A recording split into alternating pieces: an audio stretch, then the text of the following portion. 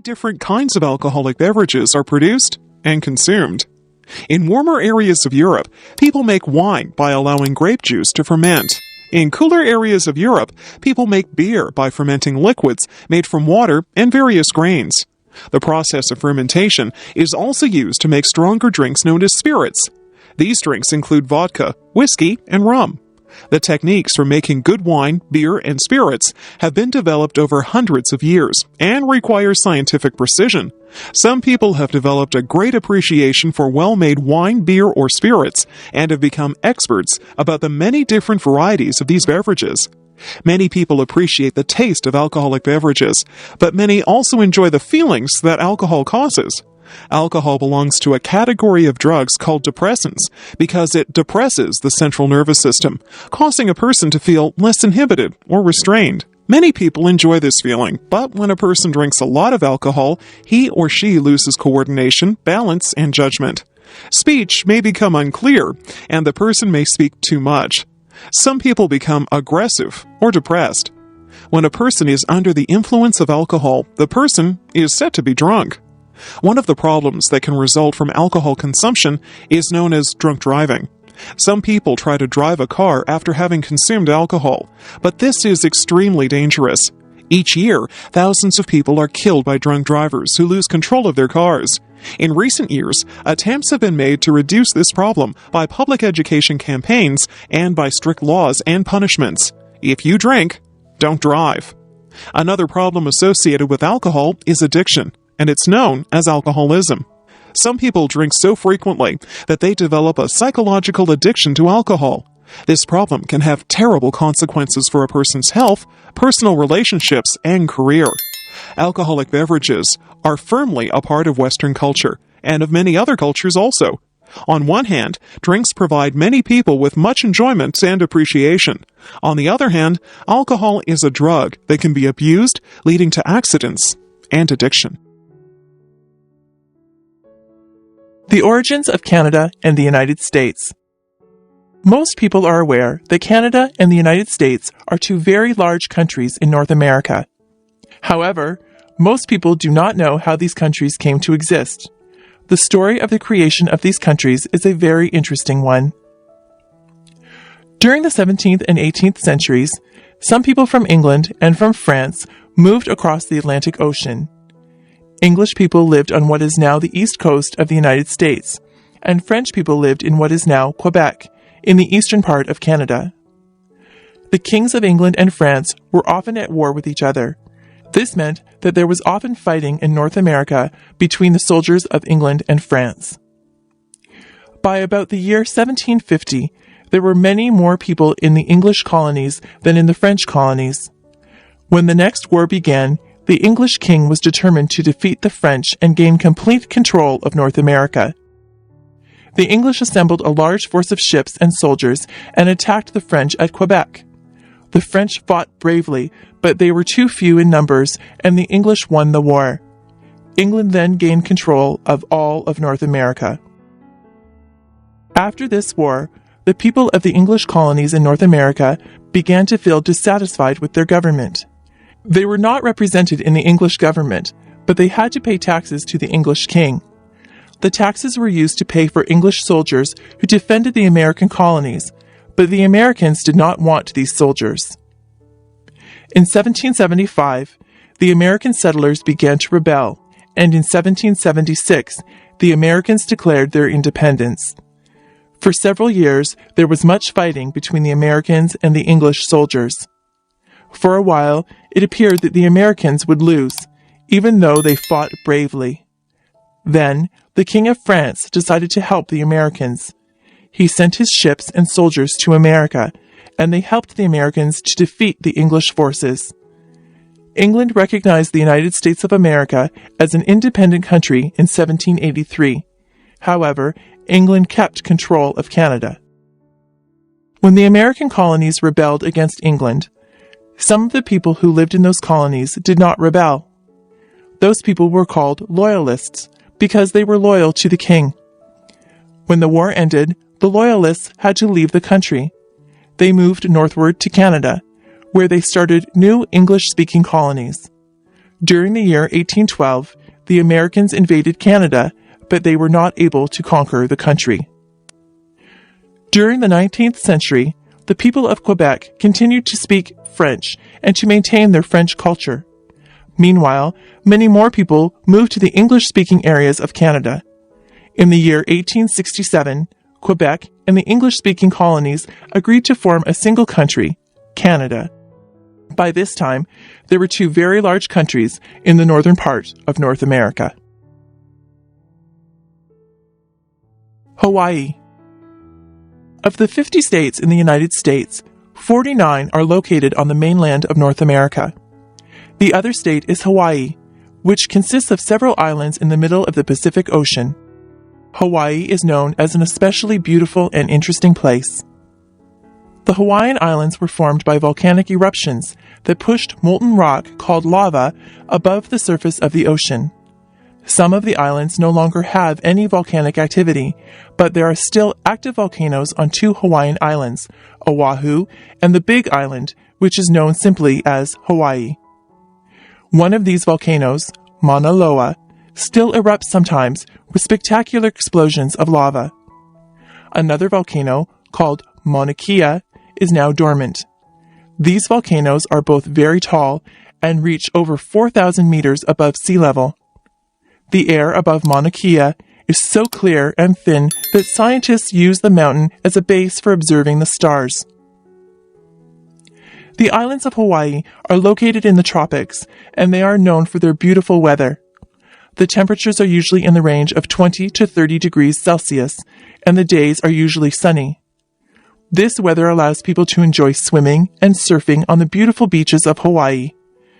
Despite the sunshine, most of the islands also receive enough rainfall to support many beautiful flowers and trees. The first people to live in Hawaii were Polynesian groups who arrived from other islands in the Pacific well over 1,000 years ago. The islands were visited by European explorers during the late 18th century. During the early 19th century, the islands became unified under a single king. However, during this time, many Hawaiians died from diseases that were brought by European and American visitors. The Hawaiian Islands are excellent places for growing sugarcane and pineapples. In the late 18th century, some Americans began large farms called plantations in Hawaii. The Americans eventually gained control of the government, and Hawaii became a territory of the United States. The United States built a naval base on the island of Oahu at Pearl Harbor. This base was attacked by Japan in 1941, but it was soon repaired. The naval base is still in use today.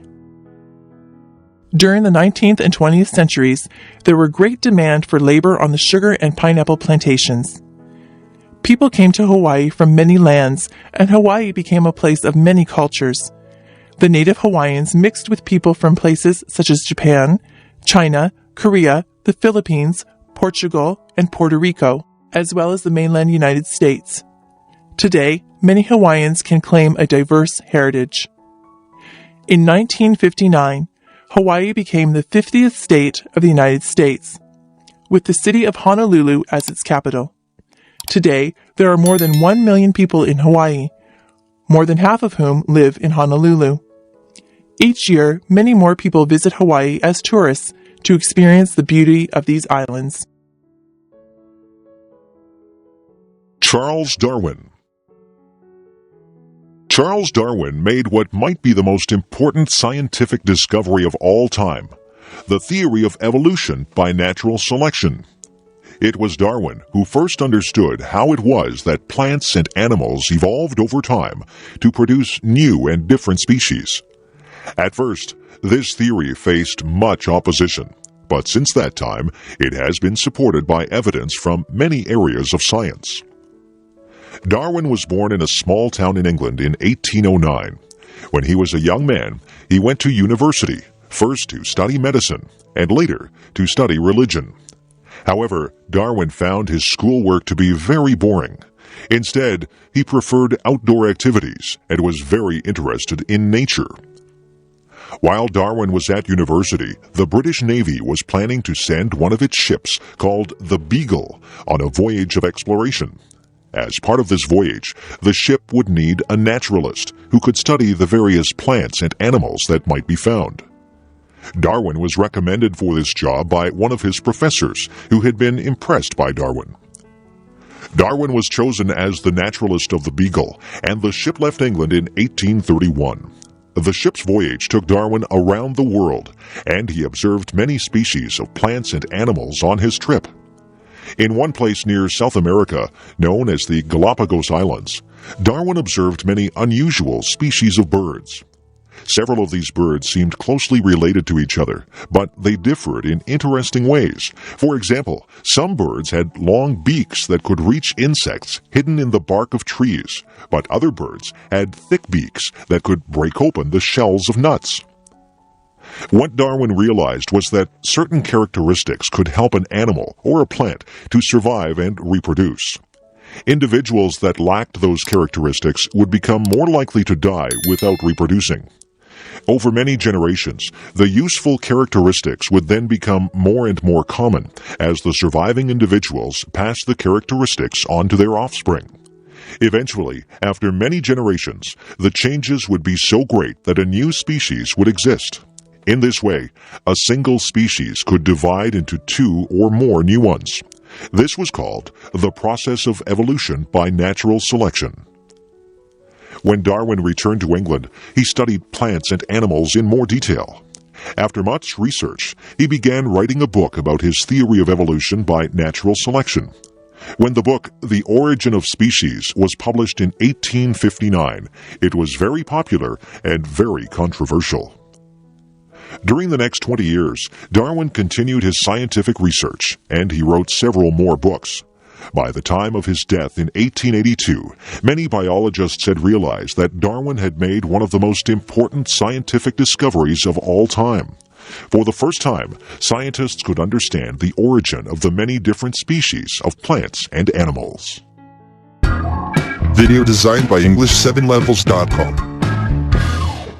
Jazz. One of the most popular forms of music is known as jazz. Each year, hundreds of thousands of people attend jazz concerts and festivals in cities around the world. Jazz music, both old and new, is played on the radio and on home stereos. Two of the most important features of jazz music are improvisation and syncopation. Improvisation means that music is created spontaneously by the musician during a performance. In other words, the musician modifies some existing music in a new and interesting way. Syncopation means that the regular patterns found in music may be broken up, with new accents and uneven patterns being created. The features of improvisation and syncopation are difficult to use with skill and require great creativity on the part of the musician. Jazz music originated in the southern United States during the late 19th and early 20th centuries. It was based on African American music that was derived in part from rhythms in Western Africa. The earliest jazz musicians were influenced by a music style known as ragtime, which was popular during the late 19th century. Jazz music also incorporated some aspects of a related kind of music called the blues. By the beginning of the 20th century, a fully developed form of jazz was being played in New Orleans, a city in the southern United States. Jazz musicians played instruments such as the trumpet, saxophone, cornet, and piano. Jazz soon became popular and was played on the riverboats that traveled along the Mississippi River. Some jazz musicians moved north to the city of Chicago, and young musicians in that city developed some new forms of jazz music. By the 1920s and 1930s, jazz was popular in many parts of the United States, and some musicians began forming large bands, comprising many musicians and many different instruments. This began the period known as the Big Band era, when a popular form of jazz known as swing music was played. During the 1940s and 1950s, other forms of jazz known as bop and cool jazz were developed. Some people preferred these newer kinds of jazz, but others preferred the older varieties. By the 1960s, some jazz musicians began to experiment with different kinds of musical instruments and with other kinds of music. Some musicians incorporated musical styles from other parts of the world, or combined jazz with rock music, and today some musicians have blended jazz with rap music. However, some people prefer the more traditional forms of jazz music. Of course, most of the great jazz musicians of the early 20th century, people such as Louis Armstrong, Duke Ellington, Count Basie, Dizzy Gillespie, and Billie Holiday, are no longer alive. However, many great jazz musicians are still active, and many younger musicians have continued this form of music. People will continue to enjoy jazz music for a long time to come. Australia, nature. Australia is the only country in the world that is also a continent. Located in the southern hemisphere between the Pacific and Indian Oceans, Australia is one of the largest countries in the world. Despite its vast size, Australia does not have a large population. In the year 2000, there were about 19 million people in Australia. Most Australians live within a short distance of the ocean because much of the interior of Australia is extremely dry. The remote areas of Australia, known as the Outback, contain several sandy, rocky deserts. Some parts of the Outback receive somewhat more rainfall and can support some grassy vegetation. In these areas, there are many ranches or farms where sheep and cattle are raised. Although the Outback of Australia is a harsh place, some parts of it are quite beautiful. In the middle of the Australian continent, a large red rock known as Uluru stands in the desert. It is nearly 350 meters tall and is nearly 10 kilometers around. Tourists come from all over the world to see this huge and beautiful rock in the middle of a flat desert. In contrast to the dry interior areas, the northern coast of Australia receives a great deal of rainfall. This area is covered in thick, lush vegetation with tropical rainforests whose exotic trees and flowers are found nowhere else in the world. Off the northeast coast of the continent, a large coral reef known as the Great Barrier Reef is found. A coral reef is a structure that consists of the bodies of small underwater animals called coral, whose dead bodies create this unusual structure beneath the surface of the water. The reef and the underwater life surrounding it are especially beautiful. Australia was separated from the rest of the world for millions of years. As a result, many of the plant and animal species in Australia are very different from those in other parts of the world. For example, many of the animals in Australia belong to a special category called the marsupials.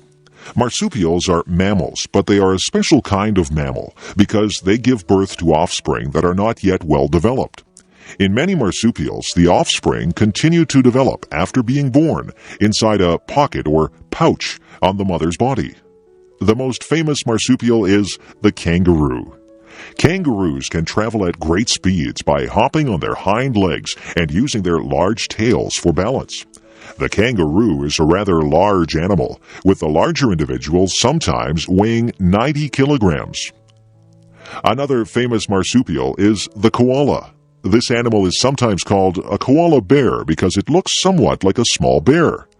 The koala lives in the branches of trees called eucalyptus trees. Koalas eat the leaves of eucalyptus trees. Of course, Australia also has people. We will discuss the people of Australia in the next passage. Australia, people. The first people who lived in Australia were known as the Aborigines.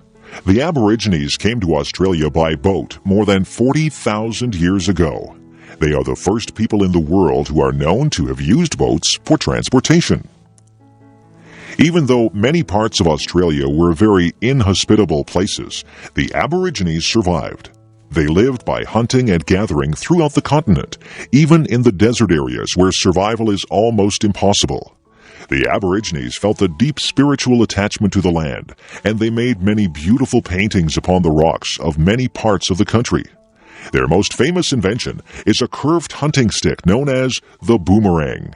The design of the boomerang is remarkable because it can be thrown in such a way that it will turn around and return to the person who threw it. Until about 200 years ago, the Aborigines had only a very limited amount of contact with people in the outside world. The next people to migrate to Australia were from the British Isles. Beginning in the late 18th century, Australia was used as a prison colony, where common criminals and political prisoners were sent from Britain. By the middle of the 19th century, many British people moved to Australia voluntarily to begin farms or to search for gold. By the late 19th century, Britain stopped sending its prisoners to Australia, but migration continued. After the arrival of the British colonists, the Aboriginal population declined sharply. This was partly due to disease, partly due to cruel treatment by settlers, and partly due to the loss of their traditional way of life. Today, the Aboriginal population is growing again, and the Australian government has taken some steps to correct the injustices of the past. The various parts of Australia were governed at first as separate colonies, but in 1901 they joined to form a single country. Australia continued to grow during the 20th century, and after World War II, it attracted many immigrants from countries in Europe.